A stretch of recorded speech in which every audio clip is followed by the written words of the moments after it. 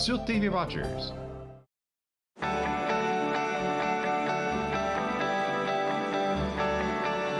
Vous regardez TV Rogers, Ottawa. Cette émission est présentée par Télé Élan. Vous êtes enfin aux commandes. Pour en savoir plus, visitez rogers.com.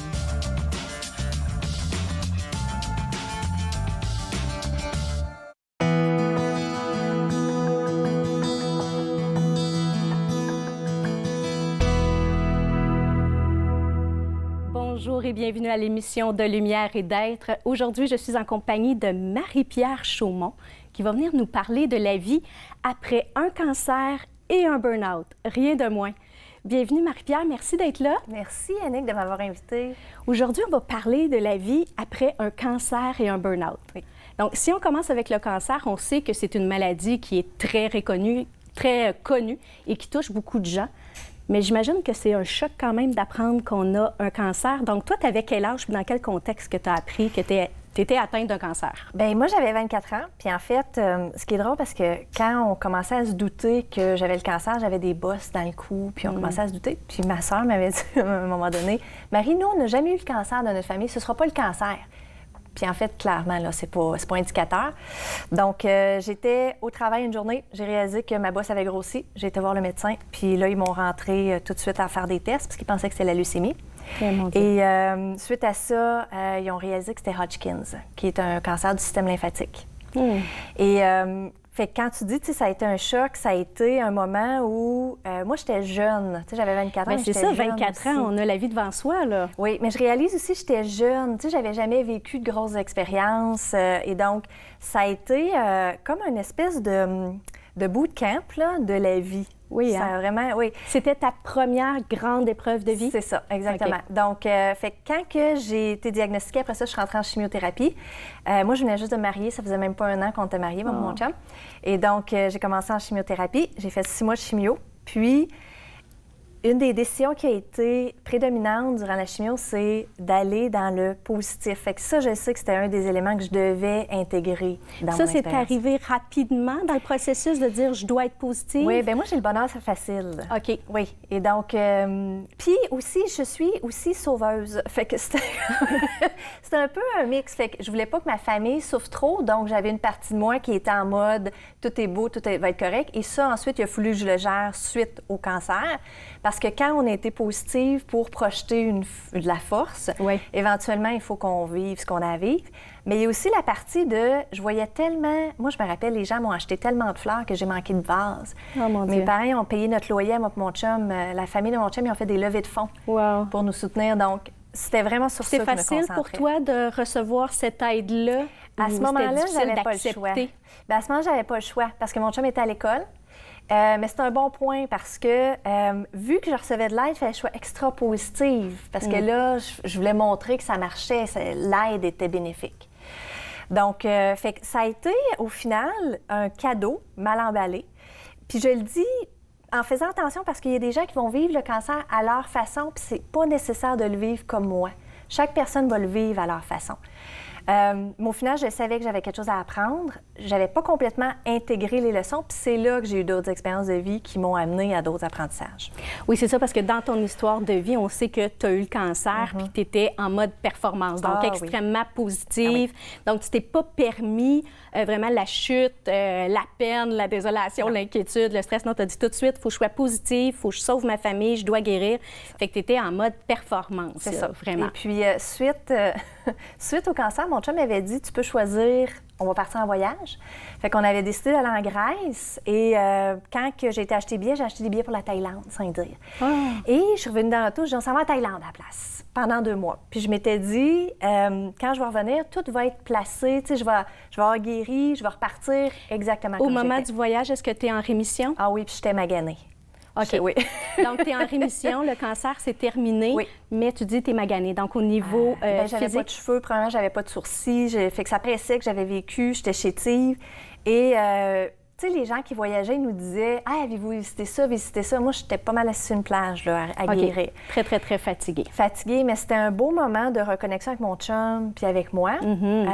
C'est important, hein, après une épreuve comme ça, moi, je le recommande de vraiment. reconnecter. Oui, hein, quand que tu vis une expérience qui est transformatrice, il faut avoir un moment où c'est juste toi ou les gens dans ton entourage pour que vous puissiez recommencer à avoir une relation qui n'est pas à propos de la maladie. Exact. Qui est à propos d'être ensemble. Exact. Oui. Avancer. Tu reviens de voyage, tu retournes travailler, Oui. toujours en mode performance. Superwoman. Oui. Et là, 3 ans plus tard, après la rémission, Oui. une autre épreuve arrive dans ta vie, burn-out. Oui. Moi, j'ai eu des jumeaux magnifiques. Et donc, mes jumeaux, ils n'ont pas dormi pendant 3 ans. Et j'étais conseillère en communication dans une entreprise chez Desjardins. Et j'étais la superwoman. Il fallait que je sois la meilleure mère, la meilleure blonde, la meilleure employée. Puis j'étais vraiment sa coche, là. Tout le monde m'encensait. Et j'étais pas heureuse, j'étais mal, hey, mon dialogue intérieur, c'était « t'es jamais assez bonne, t'en fais jamais assez ». C'était épouvantable. Est-ce qu'il y a la peur que le cancer revienne aussi? Oui, j'avais aussi travers très ça? peur de retomber malade. Puis c'est ça l'affaire, c'est que je me suis dit, quand j'ai eu le cancer, il ne faut jamais que je retombe malade. Fait que je vais m'assurer de faire tout parfaitement, bien manger, m'entraîner, tout ça, pour ne pas retomber malade. Et un matin, je me suis levée, j'ai été au travail, puis je n'étais pas capable de me rappeler qu'est-ce que j'étais censée faire. Fait que là, ils m'ont renvoyée chez nous. Et ça a été, ça va avoir l'air drôle, mais ça a été plus dur que le cancer. Parce que le cancer, tu peux te permettre d'être vulnérable. Tu as les gens qui te soutiennent, qui disent « Hey, Marie, on est avec toi ». Quand tu as un burn-out, tu te tapes tellement sa tête, puis tu te dis « C'est de ma faute, il va falloir que je m'en sorte tout seul ». C'est pas vrai, là. Je le sais maintenant. Mais moi, ça a été une grande humiliation d'avoir un burn-out parce que je me disais « J'ai manqué à la tâche ». Puis j'étais la première dans ma famille aussi qui avait un burn-out. Donc, la première à avoir un cancer, la première à avoir un burn-out. Là, tu t'es dit, moi, je suis dans la performance, je vais tout réaliser. C'est ça, exactement. Fait que quand tu es la première à avoir un burn-out, personne ne comprend. Et donc, moi, je me suis dit, je me donne une semaine. Puis là, dans une semaine, je suis revenue au travail. Puis ça a pris 6 mois. Fait que c'est drôle, je viens de réaliser cancer 6 mois, burn-out 6 mois. Et quand je suis revenue, là, j'avais compris. Parce que j'avais commencé à méditer, j'avais commencé à trouver des outils. Et quand je suis revenue, j'avais une autre approche qui était « je ne veux plus être la personne que j'étais avant de tomber ». OK. Parce que toi, pendant le processus de burn-out, là, tu réalises que tu es en mode performance pendant le cancer. Tu es encore en mode performance parce que tu veux guérir. Toi, en une semaine du burn-out, moi, je vais te régler ça, je vais être top shape, je vais être en pleine forme. Et finalement, non, ça ne fonctionne pas. Fait que là, il y a toute une démarche, j'imagine, pour accepter sa vulnérabilité. Oui, puis tu as dit quelque chose tantôt de recevoir de l'aide, qui est un élément important. Les gens, moi, je suis en spiritualité, puis les gens me disent souvent, est-ce que je devrais prendre des antidépresseurs? Je devrais pas. Puis moi, ça a été un gros combat parce que je me disais, je devrais être capable de m'en sortir toute seule. Ça, c'est ma décision personnelle. Je ne juge pas la décision de l'autre. Mais moi, j'ai pris des antidépresseurs et c'était un acte d'amour pour moi. Parce que de dire j'ai besoin d'aide, c'était plus important que l'antidépresseur en tant que tel. C'était plutôt, je vais me permettre de recevoir les outils pour de recevoir l'aide. Exactement. Exactement. Tu parles d'outils. Puis justement, toi, un de tes outils préférés, ça a été la méditation. Ah oui, vraiment. Donc, après un cancer et un burn-out, tu t'es adonnée à la méditation. Donc, tu n'avais jamais touché à la méditation avant? Jamais. Ma sœur méditait, elle faisait des grosses crises d'anxiété, fait qu'elle m'avait parlé du fait que ça l'avait beaucoup aidée. Mais c'est l'infirmière qui m'avait été attitrée pour le burn-out qui m'a dit « Tu devrais commencer à méditer ». Fait que j'ai commencé à méditer avec les cassettes. Fait à l'époque, c'était des cassettes, de Nicole Bordelot. OK. Ça a été vraiment fantastique. Fait que quand j'ai commencé, ce qui est arrivé, c'est qu'à un moment donné, en méditation, pour la première fois, j'ai entendu mes guides ou mon intuition, peu importe, qui m'a indiqué que je n'étais pas dans la bonne voie, que mon travail n'était pas le bon pour moi. Fait que j'ai su qu'il y avait quelque chose qui était en train d'ouvrir à ce niveau-là. Juste pour vraiment aider les téléspectateurs à comprendre tout ça. Toi, tu travailles chez Desjardins, tu as fait un cancer, un burn-out, là, tu t'adonnes à la méditation, tu n'as jamais fait ça. Puis un matin, tu médites et tu entends une voix. C'est ça. Et cette voix-là te dit, tu n'es pas heureuse où tu es présentement. Oui, en fait, ce qui était, c'est que je pigeais des cartes d'oracle et j'avais pigé la carte de changer de travail, sans blague, là, 5 fois, 6 fois, je la remettais dans le paquet, je repigeais la même carte. Et j'ai dit à voix haute, mais j'aime ça, mon travail. Et j'ai entendu une voix qui a dit non, t'aimes pas ça. Puis je me rappelle, j'étais dans ma chambre, j'ai fait, oh mon Dieu, j'aime pas ça. Puis la réalisation de ma fuite, ça m'a frappée comme une tonne de briques. J'avais fui qui je voulais être, j'avais été dans la performance parce que je ne m'aimais pas. Et donc, comme je m'aimais pas, j'étais jamais assez, fait qu'il fallait tout le temps que je sois à l'extérieur de mon corps, à aider les autres, à sauver les autres, à être parfaite. Donc, autrement dit, la méditation t'a amené à te reconnecter avec ton vrai toi. C'est ça. À tomber en amour avec toi. Et aussi, ça t'a apporté le cadeau de t'ouvrir à une spiritualité et à des soins d'énergie aussi, je crois. Parce que la méditation, c'est pas que ça te guérit, c'est que ça te permet de voir, ça te permet de comprendre, d'écouter, puis de dire « ça, ça ne me convient plus, ça, je veux plus être ça ». On est tellement dans la course là qu'on n'écoute pas. Moi, je dis souvent, on est sorti de notre corps. Totalement. Et donc, de revenir dans son corps, réaliser, hey, j'ai de l'anxiété. Je ne m'étais même pas aperçue que j'étais anxieuse. Et donc, de commencer à méditer, ça m'a commencé à me donner les outils pour comprendre mes besoins. Puis ensuite, comprendre quels étaient les outils dont j'avais besoin. Wow! Tu as commencé à faire des soins d'énergie aussi? Oui. C'est quoi un soin d'énergie? Puis c'est quoi ça t'a apporté, là? Donc, moi, j'aime beaucoup la spiritualité, les deux pieds sur terre. Oui. Fait que je l'explique comme ceci. La connexion spirituelle puis l'énergie, tu es une boule d'énergie. Moi aussi, je le suis. Et je vais connecter avec des formes d'énergie parce que il y en a qui connectent avec moi puis il y en a qui résonnent avec moi. Fait que durant le burn-out, moi, j'étais hors de mon corps, j'étais complètement plus là. Puis j'ai été guidée vers une dame qui m'a fait un traitement énergétique. Puis je me rappelle, là, quand je me suis relevée, j'étais revenue, puis elle dit « là, t'es revenue ». Puis je le sentais, j'étais revenue dans mon corps. Fait que c'est sûr que là, je me suis dit « je vais explorer ça ». Fait que j'ai fait une formation en traitement énergétique pendant 6 mois. Wow! 6 mois, c'est mon thème, apparemment. Et donc, pendant 6 mois, j'ai fait cette formation-là. C'est vraiment génial. On doit s'arrêter pour aller à la pause. On revient dans quelques minutes. Soyez des nôtres et on revient avec la suite de cette formation en soins d'énergie.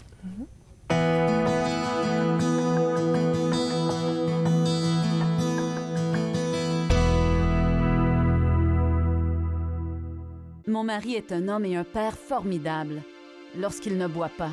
Cela me dérange vraiment que mon mari choisisse l'alcool plutôt que nous.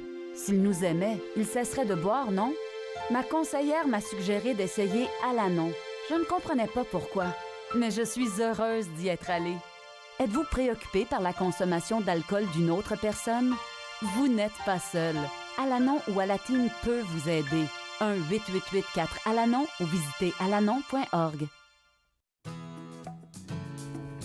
Lundi, Michel Prévost nous fait découvrir son émission Promenade dans le temps. Par la suite, José Brittany-Mallet vous convie aux nouvelles expositions du Musée des Beaux-Arts. Vous découvrez la programmation du Festival international d'animation d'Ottawa et finalement, nous discuterons de santé mentale avec Dania Versailles de l'Association canadienne pour la santé mentale. Entre nous, en semaine, 11, 18 et 22 heures sur TV Rogers. Je suis tellement excitée qu'on peut faire une deuxième saison ensemble avec l'émission Bouger pour bien vivre et on va aller jouer dehors. Bouger pour bien vivre, en semaine 8 heures sur TV Rogers.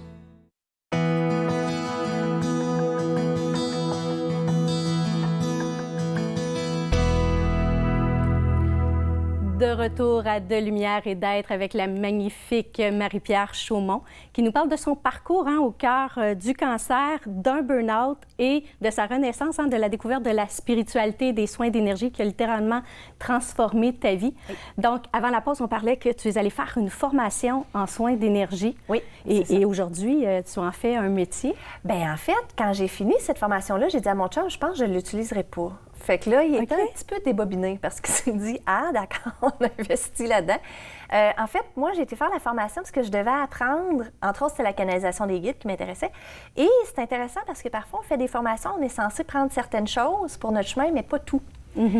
Et j'ai surtout pris l'enseignement. J'ai remarqué que de la façon que c'était enseigné, ça ne résonnait pas beaucoup avec moi. C'était beaucoup dans la peur, dans la protection. Et ça m'a enseigné comment moi, j'avais le goût de connecter.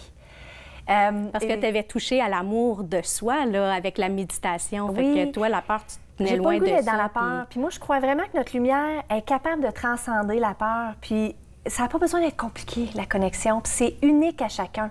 Donc, c'est pour ça que de se faire dire, puis je ne les juge pas, c'est correct les personnes qui enseignent ça, mais de me faire dire, il y a une seule façon de faire les choses, c'est pas comme ça que je raisonne.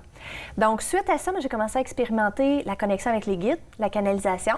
Ça venait sous forme de frissons, ça venait sous forme d'images. Puis pendant 2 ans, je me pratiquais sur des gens. Et finalement, j'ai eu mon dernier petit bébé et j'ai quitté en congé maternité. Je suis pas retournée. Là, j'ai lancé mon entreprise. Mais c'était de la canalisation. Là, tu es enseignante spirituelle à temps plein et tu accompagnes des gens qui vivent des carrefours de vie aussi. Oui. Donc, pas nécessairement un cancer ou un burn-out, mais différents carrefours de vie qui nous amènent à nous redéfinir comme personnes. Exactement. Et les gens qui te contactent, c'est quoi qu'ils ont besoin? Donc, souvent, les gens ont besoin de revenir en soi. Fait qu'au début de mon cheminement, je parlais beaucoup de clairvoyance, tu sais, connecter avec nos dons, connecter avec nos guides. Au fil du temps, j'ai réalisé que c'est intéressant, les dons, les guides, c'est vraiment le fun, mais c'est comme de l'extra. On est vraiment venu plus pour être. Apprendre à vivre nos expériences, nos blessures, accueillir ce qu'on est censé libérer. Et ça, c'est pas enseigné souvent, hein, parce que, comme tu le disais, toi, tu étais dans l'ancien modèle, la performance. Oui. Donc là, de basculer à je vais être dans l'amour. Je me permets d'être. Et être connecté à ses besoins. Tu parlais de ça tantôt aussi. Il y a beaucoup de gens qui savent même plus ce qu'ils veulent, tellement ils sont sur le pilote automatique. Donc, la méditation, les soins d'énergie, la spiritualité, c'est un outil qui nous permet justement d'être branchés à soi. C'est surtout la compassion envers soi-même. Moi, c'est ce que j'ai compris, là, c'est qu'un des outils principaux, c'est la compassion envers soi-même. On est tellement dur envers soi-même. Tu sais, j'étais tellement dure envers moi-même, là, Annie, que ça n'avait pas de sens. Et je réalise que moi, en tant que mère, je veux que mes enfants performent. C'est dans notre nature. Fait qu'on a tous été élevés par des gens qui voulaient qu'on performe. Et consciemment, on doit apprendre à défaire ces programmations-là. Bien, en fait, c'est que ça ne devienne pas notre identité. On peut performer, mais il ne faut pas que ça devienne... Pour soi aussi. Puis la performance est différente pour chacun. Donc, pour moi, la performance, maintenant, c'est de performer comment j'ai le goût de performer. Fait que des fois, performer, pour moi, c'est de m'effoirer sur mon couch et de prendre soin de moi parce que je vais être encore plus efficace après. Fait que la compassion puis l'amour de soi, ça a été révélateur. La foi, se relier à plus grand que soi et recevoir des messages à travers des cartes oracles comme ça. Est-ce que ça aide à se sentir moins seul? Oui. Puis à sa façon aussi, parce que moi, je pense que les gens vont trouver à leur façon, que ce soit la religion, que ce soit la spiritualité, je pense que c'est important qu'on ne se juge pas dans ce qu'on a besoin. Puis il y a des outils que moi, j'utilisais. Avant, j'utilisais beaucoup, par exemple, le pendule, beaucoup les cartes tarot et tout ça. Puis au fil du temps, là, j'en ai beaucoup moins besoin. Mais quand j'ai besoin, je me tire maintenant une carte d'oracle, j'ouvre un livre, puis je lis l'endroit où j'ai besoin de lire. D'ailleurs, tu as tellement progressé, Marie-Pierre, que tu as voulu partager ton expérience. Hein? Donc, tu es maintenant auteure. Donc, tu as écrit le magnifique livre « Une vie lumineuse », où est-ce que tu donnes plein d'outils spirituels pour aider les gens, justement, à se reconnecter à soi et à connecter avec plus grand que soi, mais les deux pieds sur terre. Moi, c'est vraiment important, les deux pieds sur terre, parce que je suis taureau, c'est mon signe astrologique. J'ai besoin que ce soit concret. J'ai 3 enfants. Moi, j'ai pas le temps de faire des voyages astro, là. Puis c'est correct s'il y en a qui ont le temps. Fantastique. Mais j'ai besoin que, mettons que j'ai une crise, j'ai besoin de pouvoir dire à mon guide, là, j'ai besoin d'une information, aide-moi, puis de le recevoir maintenant. Fait que dans mon enseignement, ce que j'enseigne, c'est que tu vas devoir découvrir quel est ton type de connexion, qu'est-ce qui fonctionne pour toi. Et parce que tout le monde peut connecter avec plus grand que soi et développer son intuition et sa guidance. Oui, parce que c'est de l'énergie. Donc, moi, je pensais qu'il y avait juste certains élus. Je fais souvent la blague que je faisais pas flotter de table à 4 ans dans mon salon.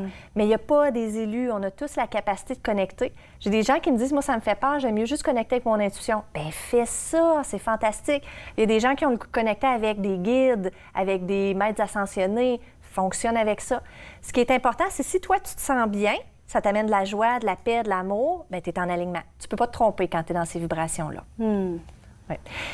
Quand j'ai décidé d'écrire le livre, j'ai réalisé éventuellement que j'avais besoin de quelque chose à tous les jours. Et c'est là que c'est l'oracle de la lumière que j'ai créé. OK, quand tu dis que tu avais besoin de quelque chose, c'est que tu avais besoin d'un support, tu avais besoin de matériel. C'est ça, qu'on peut piger à tous les jours. Dans tes communications? Oui, c'est ça. Des fois, on a juste besoin d'un petit message.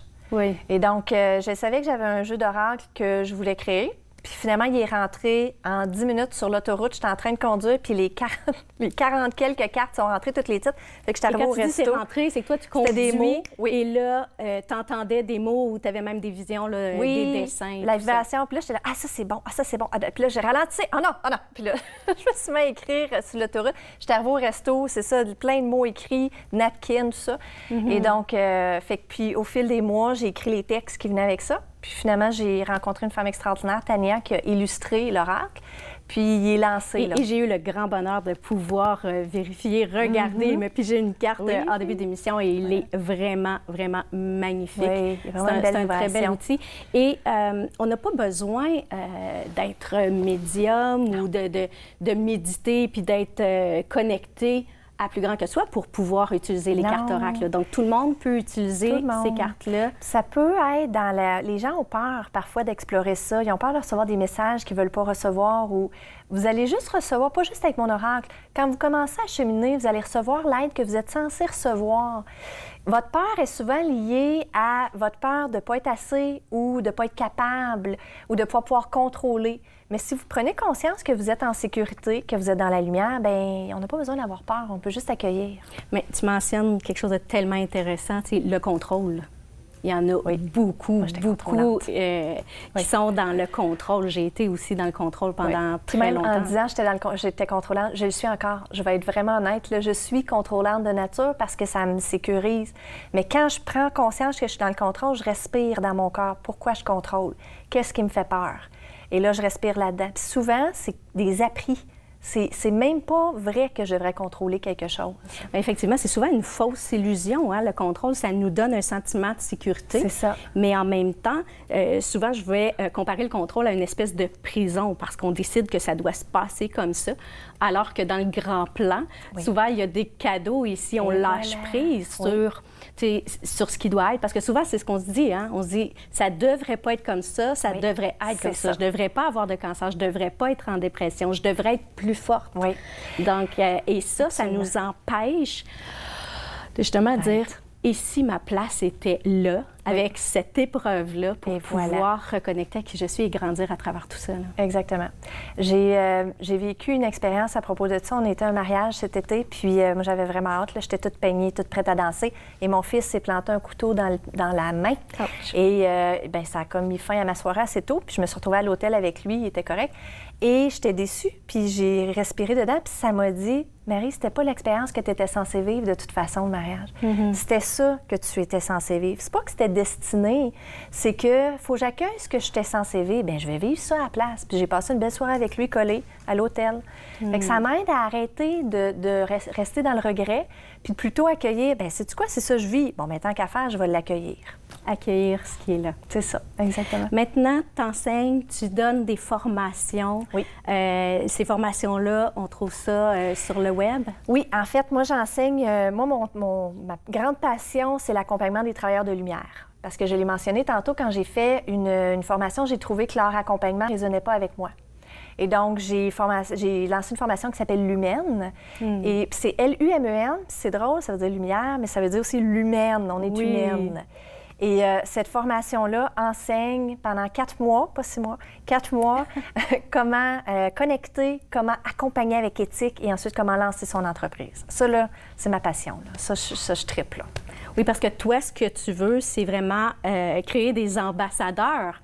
Donc, des gens qui vont, à leur tour, enseigner autour d'eux comment bien connecter comment à soi bien accompagner. Parce que moi, quand j'accompagne quelqu'un c'est pas moi qui fais le travail, c'est la personne qui fait le travail. Mais quand je l'accompagne pour qu'elle guérisse, qu'elle connecte, qu'elle soit mieux, bien, il y a un effet rebond qui se fait. C'est tellement extraordinaire parce qu'après ça, cette personne-là aide d'autres mondes, puis elle aide d'autres mondes. Puis je pense vraiment que c'est pour ça qu'on est venu sur la Terre. On est venu faire une différence positive à notre façon. Puis moi, ça, c'est ma façon. Je tripe avec l'idée qu'on peut aider les autres. C'est pas une compétition. Moi, je ne vois pas ça quand je crée. Il y a des gens qui m'avaient dit, oui, mais là, tu vas avoir de la compétition. Après, ils vont lancer leur entreprise. Tant mieux! Je veux qu'ils lancent leur entreprise parce que les gens qui vont aider, c'est pas moi qui étais censée les aider. C'est eux qui étaient censés les aider. Et ça, ce que tu viens de nommer là, c'est complètement le contraire de la performance, parce que souvent, dans la performance, on doit être le meilleur, donc on doit battre les autres, on doit être au-dessus des autres. Donc, la spiritualité t'amène vraiment à dire, bien, ici, on partageait toute cette abondance-là, toute cette amour-là.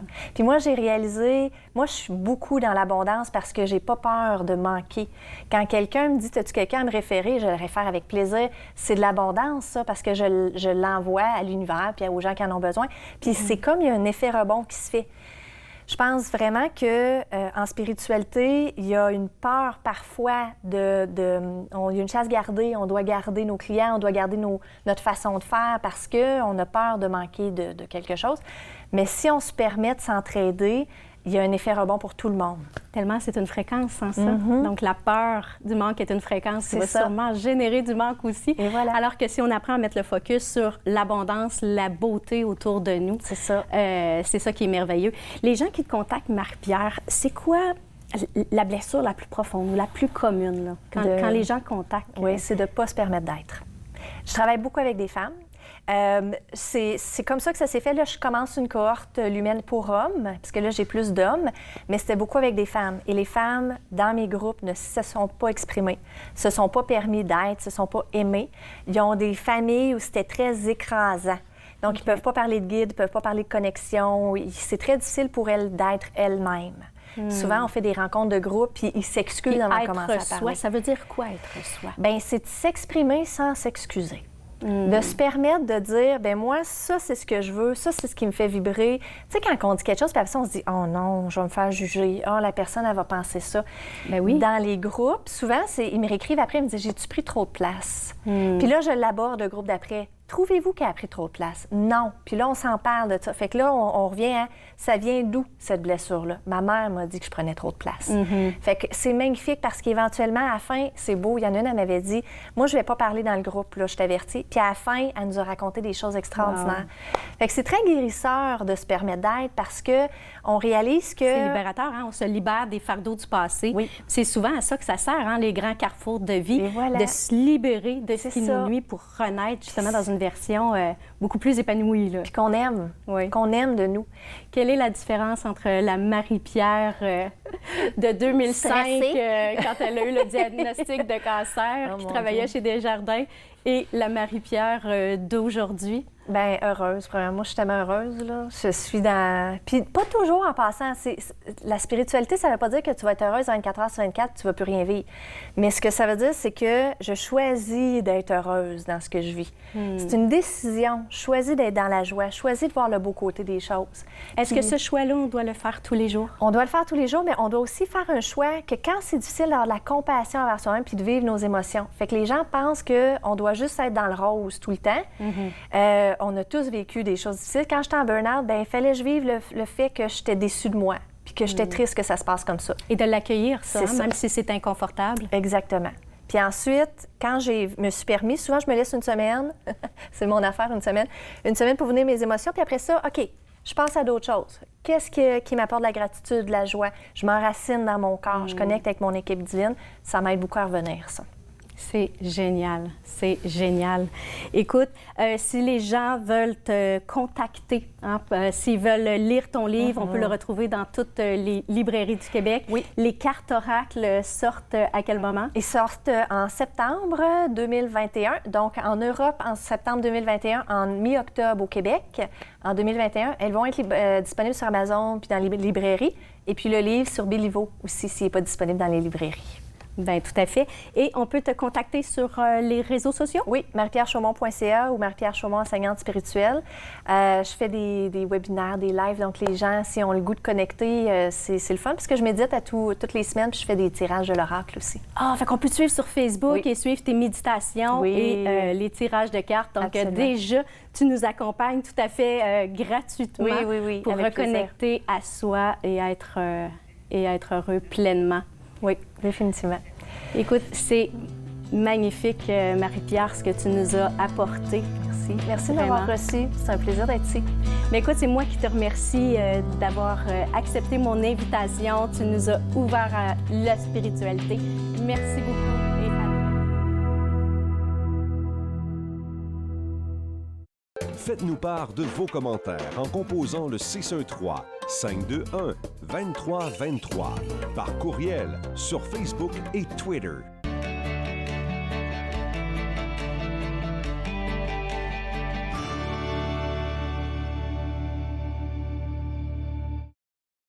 À notre prochaine émission de C'est bon cuisiner, on prépare une tarte, une compote, un caramel et des pommes farcies. C'est bon cuisiner. Jeudi 13h sur TV Rogers.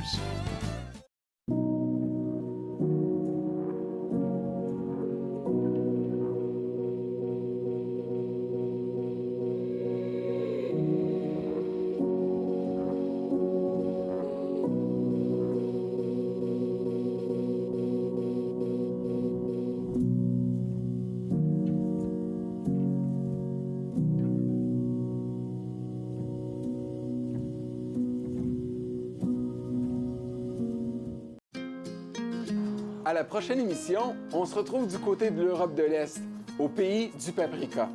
Et on cuisine une recette de goulash hongroise. Bouffe sur la route, dimanche 20h sur TV Rogers.